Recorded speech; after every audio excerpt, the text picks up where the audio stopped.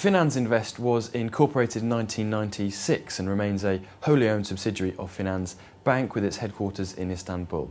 Here to tell us more about how the company is positioning itself is Saruhan Dogan, board member at Finansinvest. Saruhan, welcome.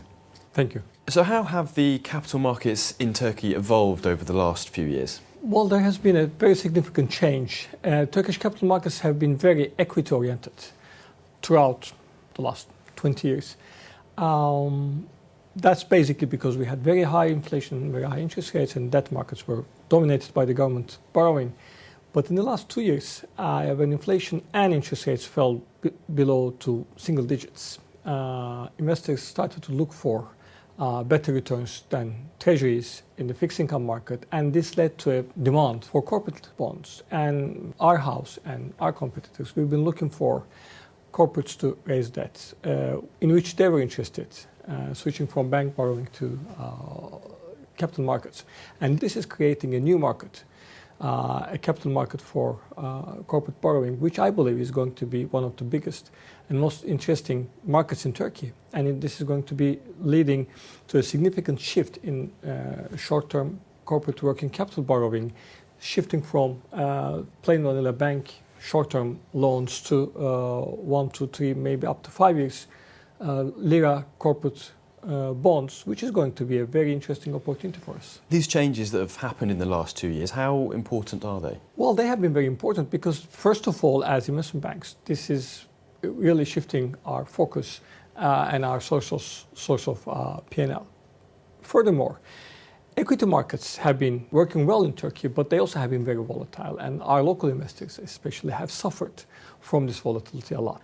Fixed income offers a much less volatile and certain return, with which our investors so far have been very happy with. So I believe that this is going to be a very important new door opening for Turkish capital markets. So how did Finansinvest respond and position itself throughout these changes? Well, we've been lucky enough because in 2012 we had 2 major deals. We've done the largest M&A of the year, and we've done the largest capital markets transaction in the history of our capital markets, which was the secondary public offering of Halkbank, one of very large public banks. But throughout the year, our main focus has been in the debt markets, and we've been pitching clients to raise debt in different forms, and it's been a very successful year. So yes, we're still working on our traditional products, M&A and IPOs, but our focus now is definitely on the debt markets because banks are under pressure. Capital, liquidity, risk. So we believe that they will be pulling out of less lucrative markets, which is, first of all, the short-term corporate lending market. This is going to be creating further opportunities for us because we'll be replacing what the fields they are leaving free. So our focus has been the debt markets. Now, 2012 was a successful year for you. Talk us through some of the developments at the bank. We're a very consumer retail-oriented institution. And furthermore, as we grew up, we also focused on SMEs. For capital markets, our perspective is definitely to grow on smaller clients. As we go smaller, you need to be a more sophisticated house. You need to have more manpower to handle a larger amount of tickets for smaller size but larger amounts. And that's where our institution have been focusing. As for Finansbank now, our intention is to be one of the 3 largest banking institutions in Turkey by 2020. Hopefully we'll be there. We're trying to catch up our competition who traditionally have been larger than we are.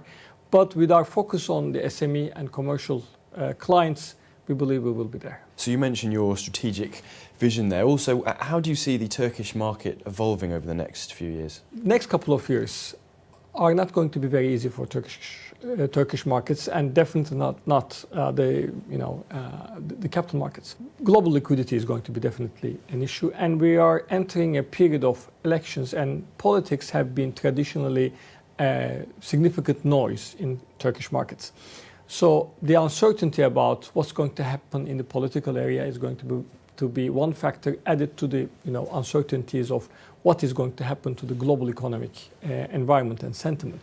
It's not going to be easy, but this is always an opportunity for us, because as times get rougher, clients will need more sophisticated support from their investment banks. And we believe that we're well positioned to serve them. We are currently investing because we believe that when times are tougher, it's going to be much less easy to go to your bank and borrow whatever you can, but you will need to be more sophisticated to be able to protect yourself from the volatility in the market and to access the liquidity you need to run your business. So in the context of the global macro environment, there are still opportunities? It is going to be a difficult time. But you can't just sit down and say, oh, it's going to be difficult, what are we going to do? I believe that all difficult times present significant opportunities in Turkey. Finansbank was set up in 1987 as a sort of one floor, 24 people small bank, and now we are the fifth largest private bank in Turkey, because we've managed to benefit from opportunities, and Turkey presented lots of opportunities because we had many crises. Once again, we believe that we are well geared and prepared to be with our clients during these difficult days, because I don't think there is any way out of it. We are going to have a difficult time. Turkey has been one of the countries who benefited the most from the abundance of liquidity in the last couple of years, which also means that when liquidity goes away, we're going to be suffering. Times will be tough, but tough times call for good partnership between banks and their clients. Saruhan, thank you. Thank you, Nick.